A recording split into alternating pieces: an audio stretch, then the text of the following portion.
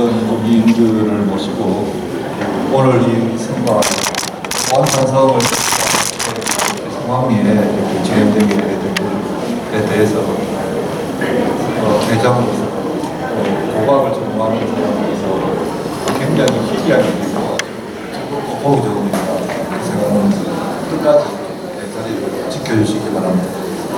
오늘 금천구에 있는 보안산성을 주제로 해서 그 여정과 도약이라는 주제로 오늘까지 주제 발표가 있었습니다. 안 들려요. 안 들립니까? 죄송합니다. 목소리 자체가 되게 네, 오늘 우리 보안산성, 금천구에 있는 보안산성을 주제로 해서 한 분의 주제 강연과 또 네 분이 주제 발표를 해주셨습니다. 전체적인 그 주제는 여정과 도약이라고 해서 시작을 했는데 그 여정이라는 것은 이제 지금까지 어떤 과정이 있을 것이고 이 과정을 통해서 우리가 앞으로 어떻게 갈 것인가, 어떻게 하면 우리가 보안산성을 더 가꾸고 그 의미를 찾아서 정말 진정한 우리 금천구의 자랑으로 만들어 나가고 또 우리 한국을 대표하는 성공률적으로 갖고 나갈 것인가 하는 것으로 지향한다고 생각합니다. 오늘 그 발표를 해주신 여러분도 계시지만은 또 한편으로 우리 토론을 맡아주신 분들도 우리 성과를 연구하는 분들, 연구자 중에서는 빼놓을 수 없는 분들입니다. 오늘 우리 성과 발표하신 분들하고 토론하신 분들을 포함하면은 아마 우리 경기 지역, 충청도 여기 계시니까 포함해서 충청도 이북에서 성광 연구하는 분들 중에서 순번을 꼽으라면은 10손가락 안에 그런 분들이 다 와 있다. 그렇게 생각하셔도 좋을 점입니다. 지금부터 시간이 조금 지났습니다만은 보안산성의 주제 발표에 대한 지정 토론을 이어가겠습니다. 지정 토론을 맡아주신 분들에 대한 소개는 건건히 시작할 때마다 드리도록 하겠습니다. 그러면은 제일 먼저 주제 발표를 해주신 손설빈 선생님하고 손태용 관광문화재연구원에 계신 분들이 주제를 해주셨는데 여기에 대한 토론은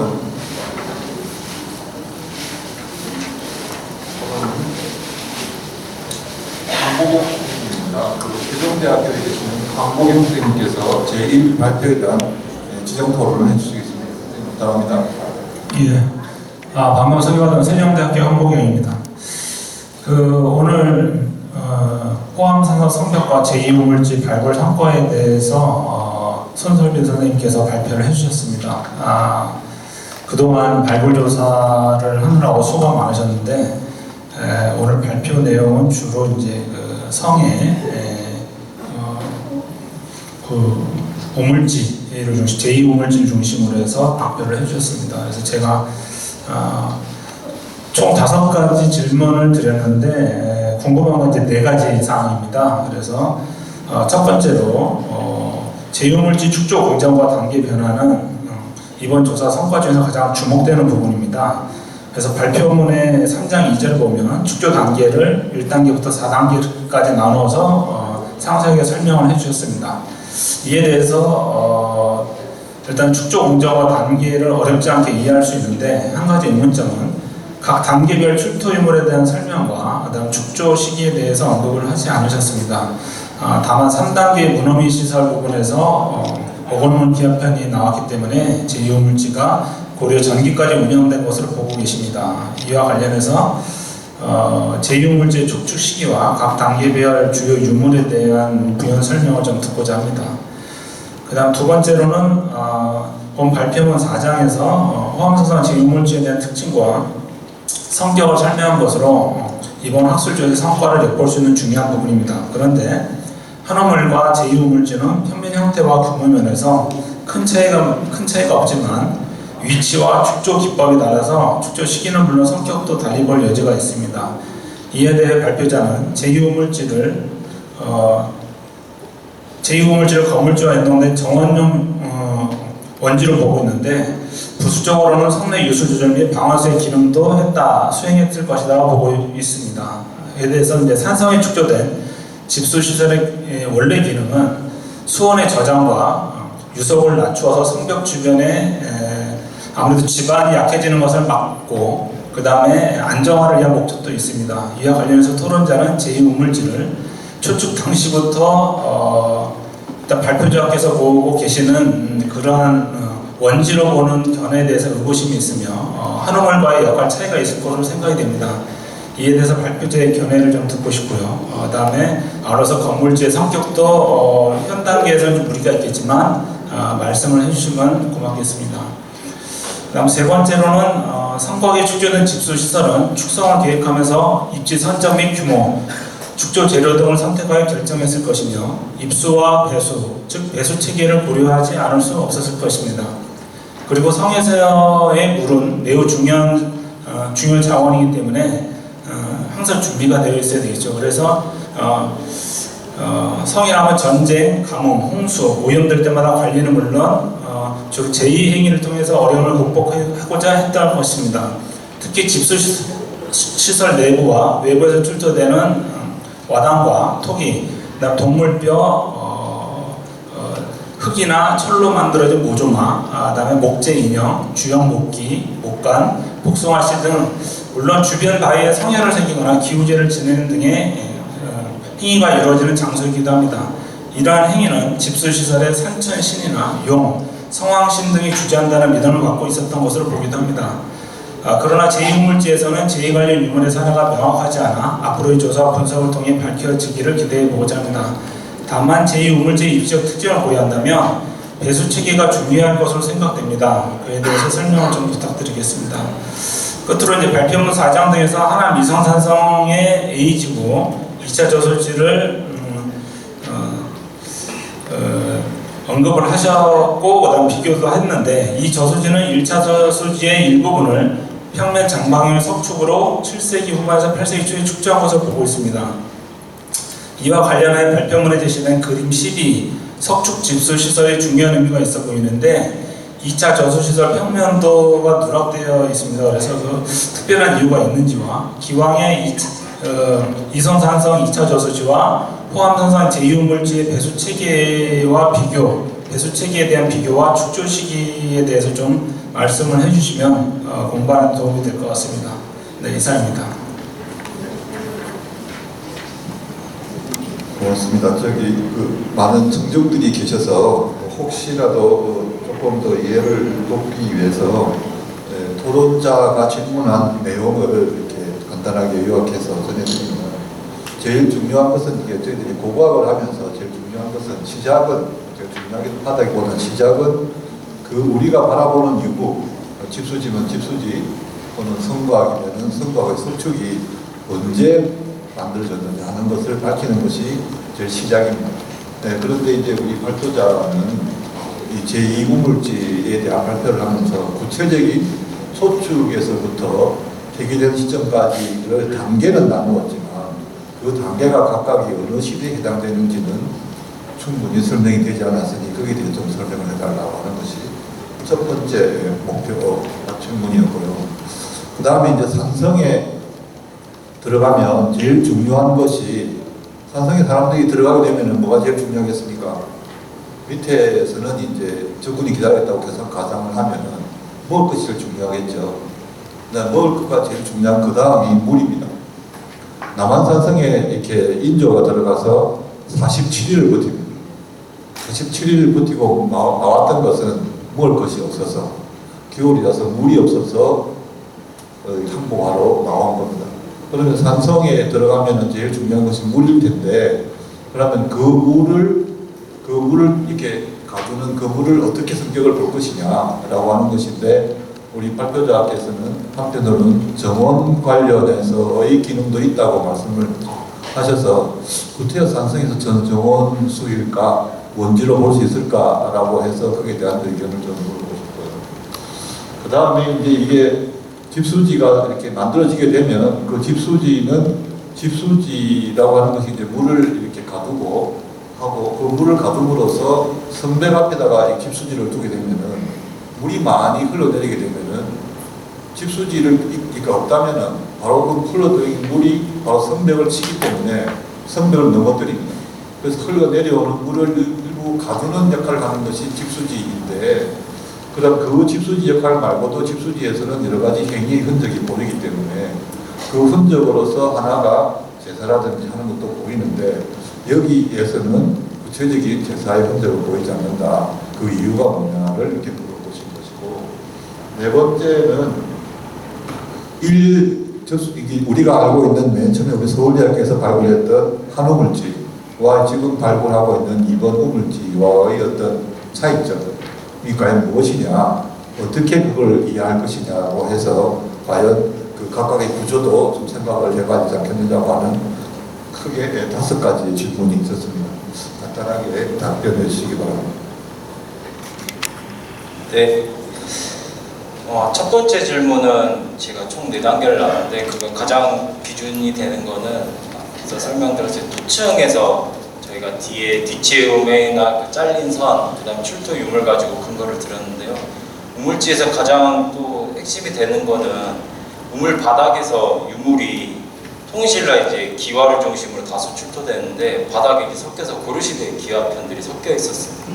그래서 이제 저는 준설이 한번 크게 되고 이제 섞여 있다 보니까 정확하게 이제 유물이 나오는 거는 이제 고려시대까지가 떨어지고, 그 다음에 이제 토층에서 절개했을 때 3단계에서 고려시대 유물들이 바닥에 같이 깔려져 있었습니다. 그게 이제 문헌기 시설이 올려져 있어서, 이걸로 근거로 해서 3단계는 고려 전기까지는 거기 한번 손을 댔다라고 하는 거는 명확한 것 같고, 그래서 1단계, 2단계는 구분은 되지만 앞서 말씀드린 준설이 됐기 때문에 이게 선대의 유물이라든지 이런 것들이 섞여 있다 보니까, 정확하지 않다 보니까 단계는 나눴을 때 시기는 측정할 수는 없었습니다. 대신에 이제 서울대에서 조사했을 때 그 북동 내벽 쪽 인근을 중심으로 조사를 해서 그때 수저랑 통신라 이제 7세기 중후반에 이제 대부관이라든지 완들이 중심으로 좀 나왔습니다. 이제 그거를 근거로 했을 때는 1단계에서는 통일 전으로 해서 있었을 것 같고요. 2단계는 그 이후에 8세기, 9세기까지 있었지 않았을까. 그 사이의 빈 공간을 그런 시대로 그렇게 생각을 하고 있습니다. 그래서 4단계에서는 그 우물지의 북동편에 건물지 2개가 이제 중복돼서 들어와 있는데, 기존의 우물지의 그 어깨 부분 이제 상부 시설을 파괴하고 들어오고, 1호 건물지 아공에서는 빨리 보면 12세기 말에서 13세기 전반으로 보이는 그 청자 편이 나왔습니다. 그걸로 봤을 때 고려 중기에 그 우물지가 4단계에서 계속 이어졌을지는 모르겠지만, 그래서 그 4단계가 그걸로 설정을 했습니다. 그래서 이제 유물과 복합적으로 결합돼서 설명드릴 수 있는 거는 3단계하고 4단계 정도, 그 다음에 이제 직접적인 연관은 없지만 7세기 중후반에 이제 유물들이 있어서 그거를 이제 말씀드릴 수 있을 것 같습니다. 그리고 두 번째로는 이제 그 한우물과의 다시 말씀드리겠습니다. 처음부터 정원용 먼지라고 했나 했을 때, 저희가 이제 처음에 조사를 들어갔을 때 기본적으로 생각했던 거는 전체적으로 장방형으로 이제 기본적으로 세팅이 되어 들어가 있어서 이건 생각보다 너무 크다. 다른 산성에 보면 작은 원형의 집수지라든지 다른 것들도 이제 되게 많이 같이 있는 경우도 있기 때문에 저희는 그 밑에 아래쪽에 선대 우물이라든지 집수시설이 따로 있었을 것으로 생각을 하고 조사를 진행을 했습니다. 근데 아래쪽에서는 그런 시설들은 보이지는 않았고요. 그리고 이제 저희는 이게 용출이라고 표현을 했는데, 그 안반에서 물이 배어서 나오는 곳이 바닥에 4군데 정도 있습니다.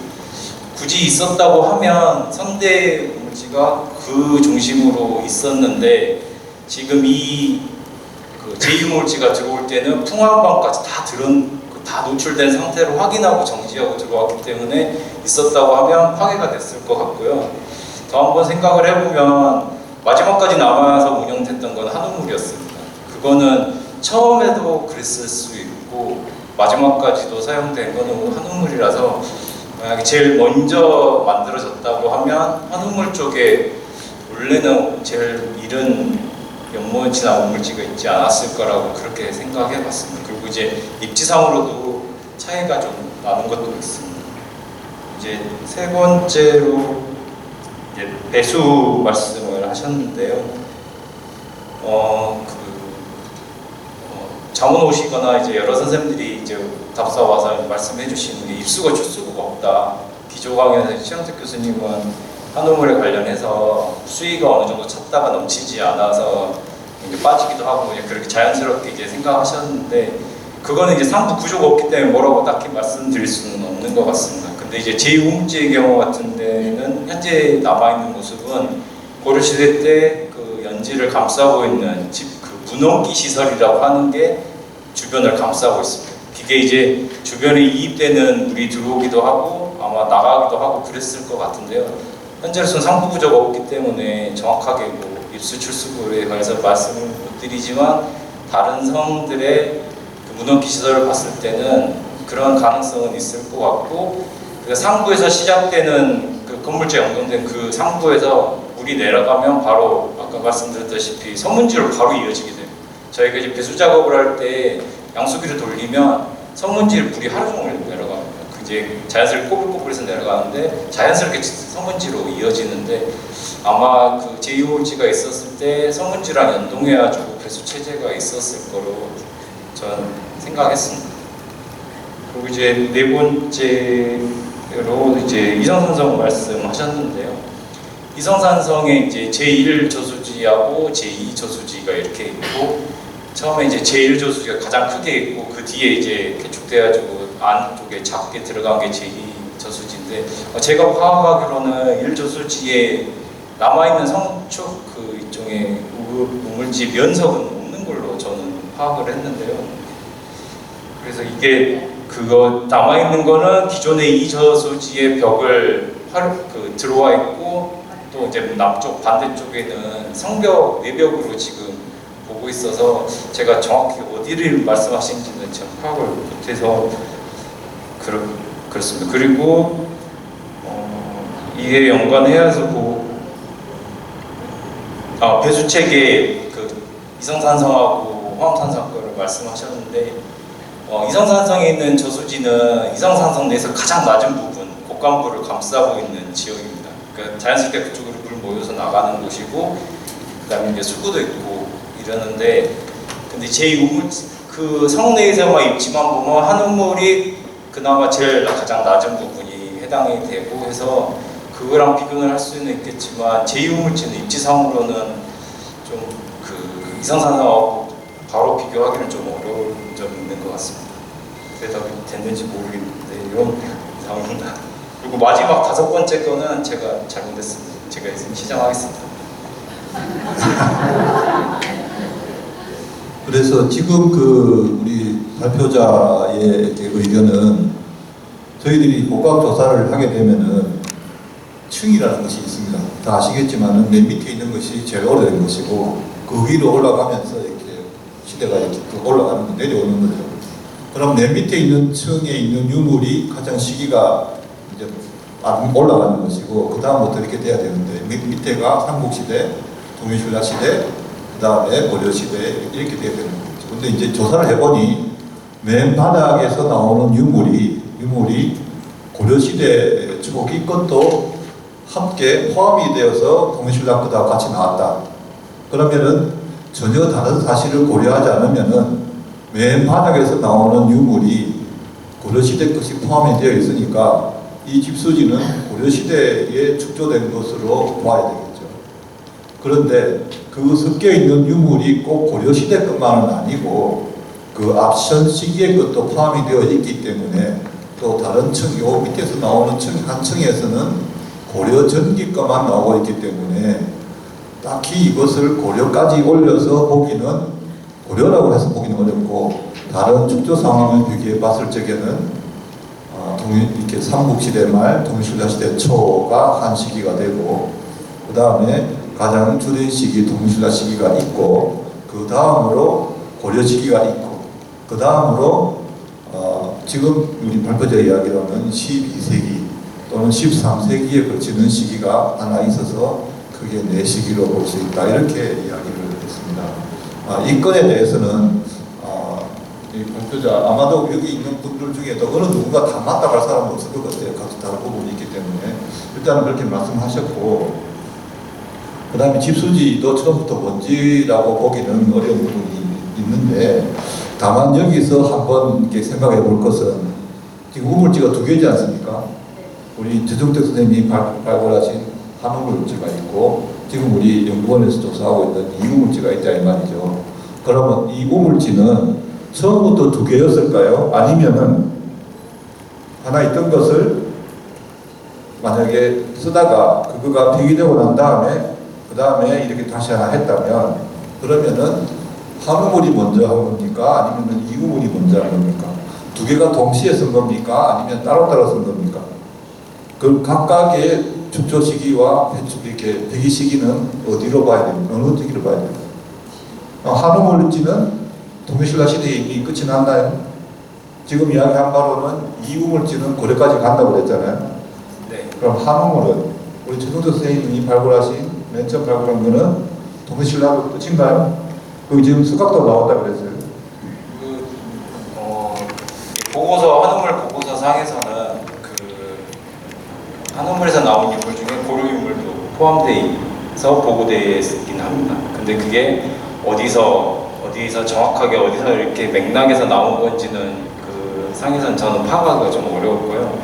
이 유물지를 봤을 때는 한우물도 고려 때는 운영이 되지 않았을까라고 저는 왜 그렇게 생각을 하냐면요. 앞서 말씀드렸다시피 마지막까지 나가 있는 한우물이고, 그리고 성 내에서 가장 낮은 부분이고, 그렇기 때문에 이제 끝까지 이제 물을 모을 수 있다고 하면 한우물이었을 거라고 생각을 했기 때문에 이제 그런 것도 있었고요.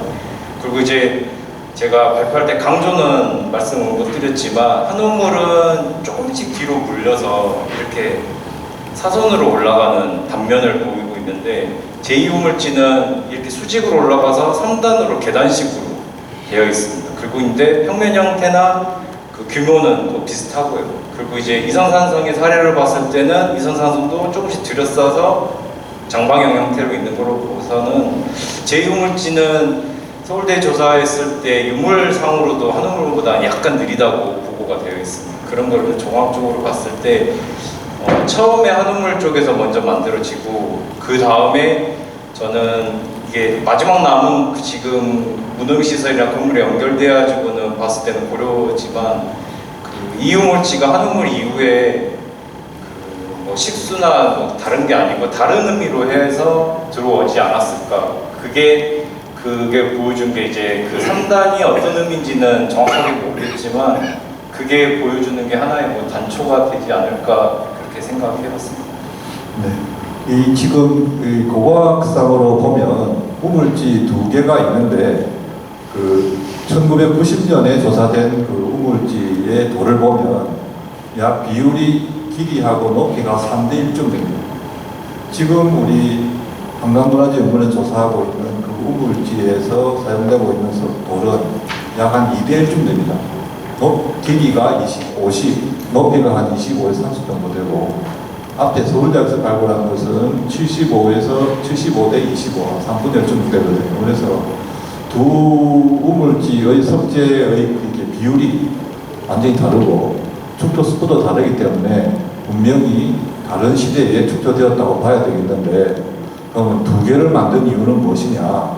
그럼 그 시기에 들어서 그 호암산성의 성격이 달라져서 그랬느냐?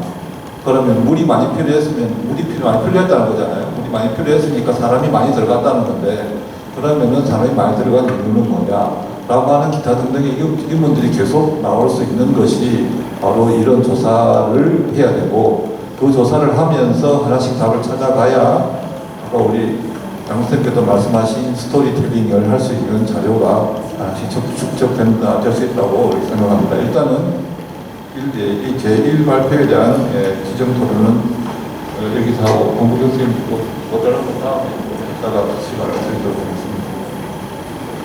네, 두 번째 발표, 호암산성 제2우물지를 출토되는 유물을 평기화를 중심으로 발표했는데, 이 평기화에 대해서 우리나라에 손꼽히는 기화연구대가가 있습니다.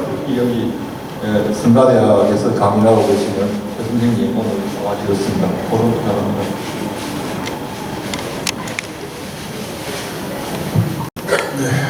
중앙성가대학교의 최태선입니다.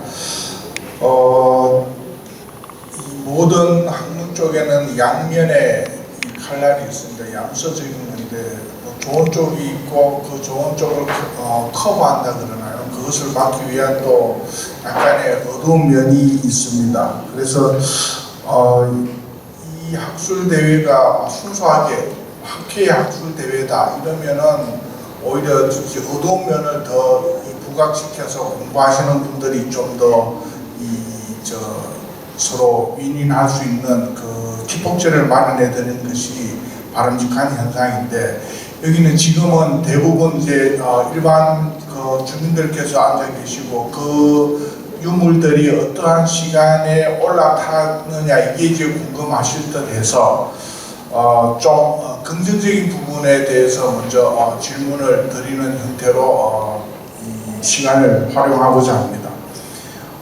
앞에서도 쭉 설명을 하셨습니다만은 화암산성이 언제 만들어졌느냐 뭐 이런 기타 등등의 얘기를 근거로 따지는 것은 성벽의 돌도 중요합니다만은 이제 거기에 포함되어 있던 그때 당시 사람들이 사용했던 집의 기와편, 그 다음에 뭐 밥을 담아 먹거나 했던 이 토기 조각, 이것을 가지고 이제 시간 축에다가 이렇게 쭉 올려놓는 작업들을 하는 것이 여기 앞에 앉아 계신 선생님들의 주로 하시는 그 공부이고요.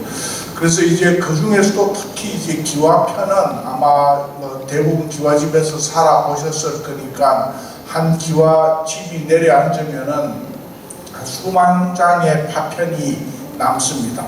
그래서 그 수만 장의 파편들을 가지고서 이제 발굴을 하는 데 있어서 되게 중요한 아까 인벌레 같은 그런 명문 기와가 있는 이런 자료들만을 수습해서 이렇게 보고하는데 그것이 일반적인 데 비해서 이 한강문화재연구원은 아마 지금 조사하시는 선생님들이 표현은 전수조사라고 합니다. 3,000여 점을 유물 조각을 다 일일이 확인해서 같은 것끼리 묶고 하는 아주 힘든 작업을 통해서 이제 이 발표를 하셨거든요. 그래서 이제 그것이 손 선생님께서 발표하신 이 시간축에 이 유물들은 이쪽에 속하고 이 유물은 2단계에 속하고 3단계에 속한다라고 정리를 해주신 것이 그 제2우물지 유적 출토 유물의 검토에 대한 발표문이었습니다. 그래서 이제 여기에 대해서 몇몇 가지를 활용한 것이 그 학술적으로 할 때는 이제 이 기와조각 한 장이 앞으로 봤을 때는 어느 것이 통일신라에 속하고 어떤 면이 고려에 속하는 것인가라는 것을 이제 구분하는 그 작업을 하셨다는데, 일단 먼저 노고에 감사를 드리면서 좀 재미있는 시각축에 대한 것이 더 궁금하기 때문에 질문지 중에서 1, 2번에 대한 것만 여기서는 여쭙도록 하겠습니다. 그리고 이제 세 번째는 학회에서 해야 되는 시기이기 때문에 아마 지리하게 이렇게 공방에 오가면은 앞에 계신 선생님들이 좀 지루하실 거니까 1, 2번만 묻는 것으로 하겠습니다. 삼국사기 기록에 이 땅이 이제 인벌로현이다라고 해서 이제 고구려 때는 그러한 상황이 있고, 그 시간은 조금 지났습니다. 통일신라로 대부분 선생님께서 변년을 하셨습니다만, 통일신라 문자로 인벌레라는 글자가 찍힌 것이 이제 지금 보시는 기와, 앞에 사진에도 붙여놓으셨습니다만 그 글자입니다. 그래서 그 글자는 뭐 빼도 박도 못하게 적어도 9세기 때에는 이 지역에 그 산성을 중심으로 하는 곳이 인벌이라는 글자를 쓰는 지역이다라는 것은 뭐 명확한 거죠. 그런데 이제 다만 시간축을 땡기는 의미에서 고구려 때 인벌현이었는데 기와 속성으로 봤을 때 장판, 그러니까 긴 빨래방망이에다가 글자를 새긴 것은 9세기 이후다라고 편년을 하셨는데, 거기에 이제 인벌이라는 글자가 나와서 국가 왕조가 다르고 그 다음에 삼국 중에서도 한참 통일한 이후에 인벌현이라는 지키는 것은 어떤 사회상적인 의미를 가지는가, 이게 이제 정리하신 선생님 입에서 다시 한번 듣고 싶어서 이제 저 주민들께 설명해 드리는 부분이 한 축이 되겠고요. 그래서 그 시간 차가 신라 때도 이쪽 지역 사람들은 인벌이라는 글자를 계속 활용을 하고 있었는가, 경주에서는 다른 그 용어로서 정리가 되는데도 이제 그거에 대한 질문 하나 있고요. 그 다음에 두 번째는 역시나 이제 왜 그러면은 단판이나 중판에는, 그러니까 고구려에 가까운 시기에는 그런 글자나 이런 그 자료들이 통용되지 않겠는가라는 것에 대한 비슷한 질문을 드렸고, 세 번째는 이제 이 속성에서 하나 그냥 지적해 드리는 부분입니다. 아까 이제 발표하실 때에 단면깎기 같은 속성이 이제 문양을 보완하는 자료로서 이렇게 시기 부분에서 활용이 되는데, 단면깎기를 암기와 숙기화를 토탈 엎쳐가지고 이제 이 숫자로서 이렇게 구분을 해서 점차 이제 이 단면깎기라든지 부분이 이 무단식이 없어지고 이제 그 물손질로 변화간다라고 설명을 하셨는데, 이거는 이제 속성을 잡으실 때에 암기와는 깎기를 한다라는 것은 지붕에서 물이 흘러가는 그 기능을 강조한 것이고, 숙기와는 뒤집어져 있기 때문에 깎기는 서로 포개어지는 것에 마찰력을 줄이기 위한 기능이어서 기능적 속성이 완전히 다릅니다. 그래서 그러한 것을 동시에 속성으로 몰아넣을 수 있는가에 대해서는 조금 조심할 필요가 있다고 생각되는데, 발표하신 선생님이 견해를 보고 싶습니다. 질문이 너무 장황해서 죄송합니다. 예, 그 기와라고 하는 것이 간단하게 지붕을 덮는 것이라고 생각하면은, 아니 그 지붕에 덮는 거라고 이렇게 하면 모르겠지만은, 그 사용 시기가 거의 2000년에 이르고 그 각각의 시기별로 가지고 있는 특징이라든지 또는 만드는 방법 또는 문양, 또 거기에 들어가는 각각의 특징적인 그 당시의 연호라든지 또는 길상 등이 다 들어가기 때문에 그야말로 무수한 변화를 일으키고 있는 것이 기와입니다. 근데 기와는 한번 이게 지붕에 올라가면 100년도 씁니다. 그러면은 앞에 있는 기와를 가지고 다시 쓰게 되면은 신지하고 합쳐지겠죠. 그러면은 이것이 어느 시기가 되는지 편견을 하기가 굉장히 어렵게 됩니다. 한 층에서 나오는 기와의 사용폭이 50년 이상 남은 것은 예사하기 때문에, 그럼 한 층으로 해서 한 시기, 사용 시기를 잡을 수도 있고, 또는 제작 시기가 따로 있죠. 어쨌든 간에 제작 시기 다르니까 제작 시기와 사용 시기가 차이가 많이 난다는 이런 특징이 있기 때문에 굉장히 공부하기가 어려운 분야입니다. 근데 이제 여기에서 우리 선생님께서 이렇게 질문을 한 거는, 여기 일대의 이름이 원래는 이제 인벌레현이었는 인벌레라고 했고 인벌로라고 했는데, 이것이 신라 때에 들어와서 경덕왕이 한화정책, 중국을 따라가기 시작했어요. 모든 이제 그 기준을 중국을 따라간다고 해서 옷도 바꾸고 이름도 바꾸고 다 바꿨습니다. 그래서 이름을 공양현으로 바꿨어요. 그러면 이제 그때가 8세기 중후반 때인데, 그럼에도 불구하고 9세기 때에 만들어지는 그 기와에 예전 이름이 계속해서 인벌로, 인벌레라는 식이 들어가고 있는데, 도대체 그건 뭐냐? 중앙에 대한 반동이냐? 까딱대는 거냐? 이런 왜 그렇게 되는 거냐라고 해서 한번 그렇게 대한 질문을 하셨고, 그 다음으로는 실질적으로 기와가 만들어지는 것이 여러 그 기능을 상정해서 만들어지는 것이기 때문에, 숙기화와 암기화가 있다면은 숙기화와 암기화가 각각의 기능이 다르기 때문에 그 만들어지는 방법도 당연히 그 만드는 가공이 각각의 기능을 달리해서 만들어야 되는데, 그 다르게 만들어지는 기와의 각각의 속성이 다를 텐데, 그거를 한꺼번에 두고 보면은 오히려 그 제작상을 이해하기 어렵지 않느냐라는 질문을 하셨습니다. 이 두 가지 질문에 대해서 발표자는 좀 잘 답을 해주시기 바랍니다. 예. 일단 첫 번째 질문에 대한 답변은,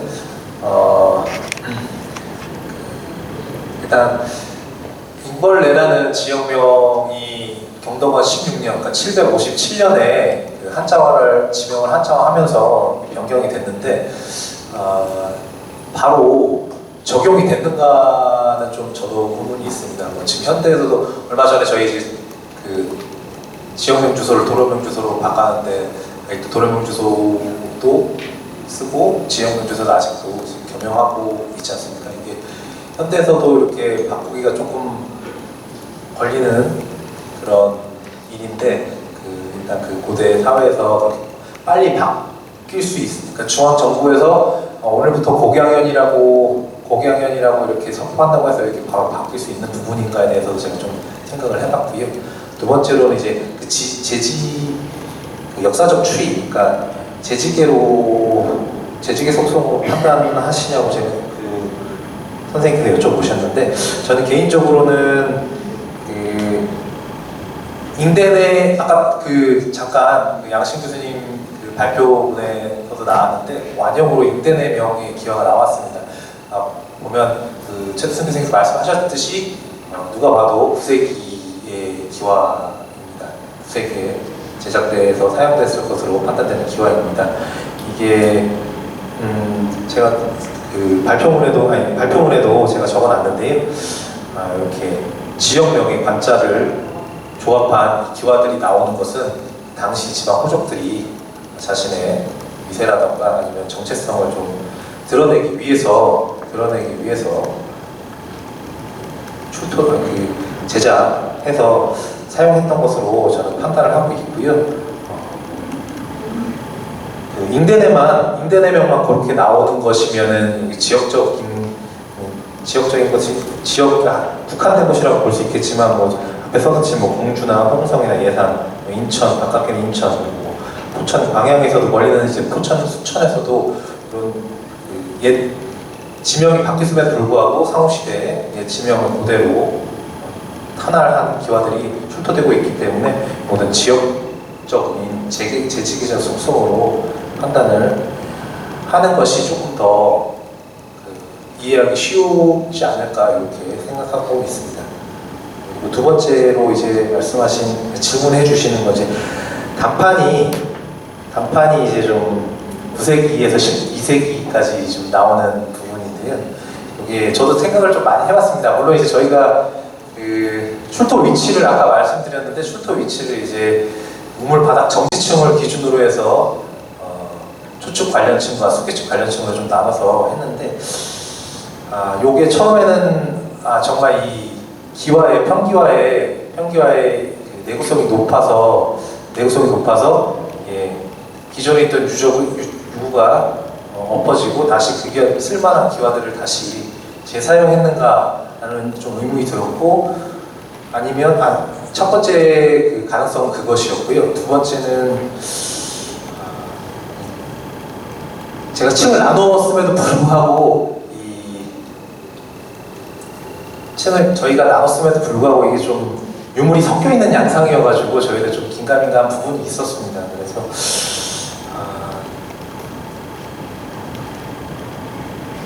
그 부분에 있어서는 제가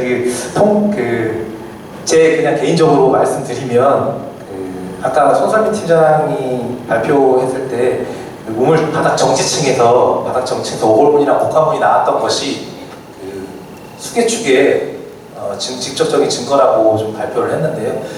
저도 그냥 그런 같은 맥락으로 생각해 보면 단판에 단일 문양들이 그 수계축 관련층에서 나오는 것은 준설의 직접적인 증거라고 생각을 합니다. 준설하는 과정에서 그 우물 내부층 아까 보시면은 물이 왔다 갔다 한 직접적으로 이제 문이 왔다 갔다 한 흔적이 보이지 않고 그냥 바로 그냥 그 우물 바닥 정지층 위에 붕괴층이 이렇게 퇴적되어 있는데요. 이것은 그 자주 준설이나 수계축이 이루어지면서 층이 좀 뒤집어진 것으로 이해를 했습니다. 그래서 저도 이 단판이 좀 늦은 시기까지 나오는 것은 그 준설이나 수계축 과정에서 층이 주기적으로 그 과정에서 뒤집어지면서 단판이 이제 수계축 관련층으로 좀 섞여가서 그렇게 좀 늦은 시기까지 나오는 것이 아닌가 그렇게 좀 정리를 해보았습니다. 그리고 마지막으로 저희가 속성표를 좀 작성하면서 저 나름대로 좀 이제 부족한 부분을 많이 좀 느꼈는데요. 말씀해주신 대로 지금 이 속성 저희가 이제 외면 문양, 탄알판 길이, 그리고 내면 하단 조정 방법, 측면 분할 방법은 암기화에 좀 적용되는 속성입니다. 수키화는 조금 속성이 좀 다른 부분이 있어서 특히 이제 그 내면 하단 조정 부분을 좀 말씀해 주셨는데요. 저도 그 부분을 알고 있는데 지금 앞에 제가 좀 내용에 적어놨는데 내용에 이제 발표문에 제가 사진이랑 좀 같이 넣어놨는데 암기화에서도 무조정이 있기는 있습니다. 있기는 있는데 좀 소리하는이고요. 대체로 암기화의 무조정 하단부 조정 중에 무조정이 나온 것은 대체로 수키화가 맞습니다. 수키화가 맞는데 저희가 통계를 작성하다 보니까 그 통계에 포함되어 있는 게 수키화가 된 부분이라서 이 부분은 저희가 좀 수정 보완이 필요할 것 같고요. 그 말씀해주신 그 속성표 이게 저도 속성표로 통계 내용을 보면서도 이게 이 속성별로 이제 조합을 해가지고 요 이제 편년이 이렇게 딱 정리가 되면 좋은데 이 속성별로 편년을 정리하다 보니까 조금씩 어긋나는 부분들이 있습니다. 그 부분들은 말씀해주신 대로 좀 더 면밀하게 검토해서 정식 보고서 작성할 때 말씀하신 내용을 좀 반영하도록 하겠습니다. 최태민 선생님 뭐 답변이 되겠습니까? 이게 지금 그 우리 발표자가 이렇게 고민이 되겠지만 지금 여기서 나오는 기와에서 이미 중앙정부에서 이름을 바꿨어요. 조금 전까지는 이제 구로구였는데 금천구로 바꿨는데도 불구하고 이 사람 자꾸만 구로구 이름을 쓰는 거예요. 중국에서 바꿨는데 그럼 그 이유가 뭐냐, 왜 그렇게 하느냐라고 지금 이렇게 물어본 건데 여기서 지금 이제 지방호적 이야기가 나왔거든요. 그럼 지방호적은 중앙정부와는 좀 각을 세우고 나름의 독립성을 유지하는 집단이다 이렇게 이야기할 수 있잖아요. 그런데 여기서 나오는 이 기와가 어떤 사용인가 하면 성안이거든요. 성안은 나라에서 관리하는 것이죠. 그러면 호족이 이걸 관리한다고 하면은 중앙집권 체제와 이미 이 각을 세우는 집단들이 이걸 구세기에 이미 공황단성에 이렇게 생각할 수가 있지 않습니까? 그리고 기와는 실질적으로 이거 다 관용이기 때문에 나라에서 만드는 거다. 나라에서 만드는데 나라에서 정한 이름을 안 쓰고 옛날 고구려 때인가 백제 때 이름을 쓰고 있다라고 생각을 해보면 굉장히 뭔가 앞뒤가 안 맞는 것이다.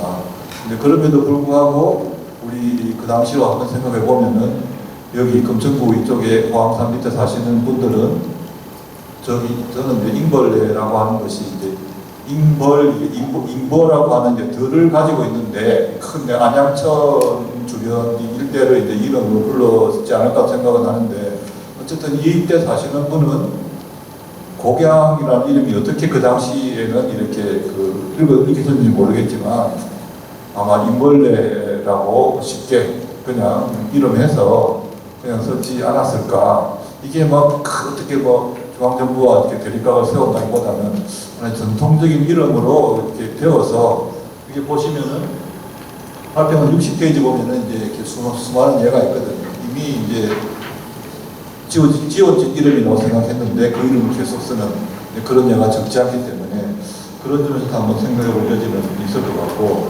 지금 이제 우리 발표자가 생각해 보기에는 조사를 해보니까 무언가가 자기가 생각하고 있는 기와 제작의 단계, 발전 단계와 지금 뭔가 이게 자기가 조사한 층위와 뭔가 좀 잘 안 맞는 듯한 그런 인적이 있어서 나름의 지금 고민을 한 것 같습니다. 그래서 이 발굴이 좀 더 이어지면 더 좋은 결과가 나올 거라고 생각하는데 여기서 제가 조금 부연해서 하나만 더 질문을 한다면 기와가 이렇게 나왔는데 이 기와를 올린 건물의 성격에 대해서 이 건물이 도대체 뭐하는 건물인지는 한 말씀도 안 하셨어요. 제가 한 3번 정도 시간을 드릴 테니 그럼 여기에서 이렇게 지금 집수지 이 건물지 앞에서 이렇게 오랫동안 운영된 이 기와집은 뭐 하는 곳이었는지 거기에 대한 설명을 좀 해주시면 좋겠습니다. 그 기와라는 것은 아까 말씀하셨듯이 이제 공공재로서의 의미가 있습니다. 우물지 아까 좀 말씀하시는 과정에서 제사 관련 얘기도 많이 나왔었는데요. 저는 개인적으로 제사도 제사지만 어찌됐건 성내기 때문에 지휘가 군사 시설들이 좀 있었을 것으로 판단을 하고 있습니다. 특히 아까 그 최준석 교수님께서 말씀하셨는데 6,559점의 기와가 나왔다는 것은 그만큼 다수의 그 기와 건물들이 있었다는 것으로 저는 추측을 하게 되고요. 물론 이제 우물지와 관련된 제사나 아니면 이제 뭐 다른 조그마한 건물도 이렇게 있었겠지만 성내에 주둔하는 군사들의 그 병영들도 있을 것으로 판단하고 있고요. 그리고 아까 잠깐 소개했었는데 포함사상 단면으로 보면 그 제2우물지가 두 번째로 높은 지역에 위치합니다. 그래서 이제 성내에서 제일 높은 지역은 뭐 헬기장이었는데 그쪽에서는 아마 위계가 제일 높으신 분이 거기 있었을 것 같고 두 번째로 이제 그 우물지 옆으로 해가지고 그 다음 위계의 분이 있지 않았을까. 그리고 그분이 사용하던 시설 그리고 그 주변으로 그 병영들이 조그마한 병영들이 존재하지 않았을까 그렇게 생각합니다. 특히 이제 그 1호 우물지 같은 경우는 그 우물지 바로 옆에 이제 안반을 좀 까고 조성한 그 건물지였었는데요. 그런 것 같은 게 규모가 조금 크지는 않습니다. 작은 그런 병영들이 조금씩 주변으로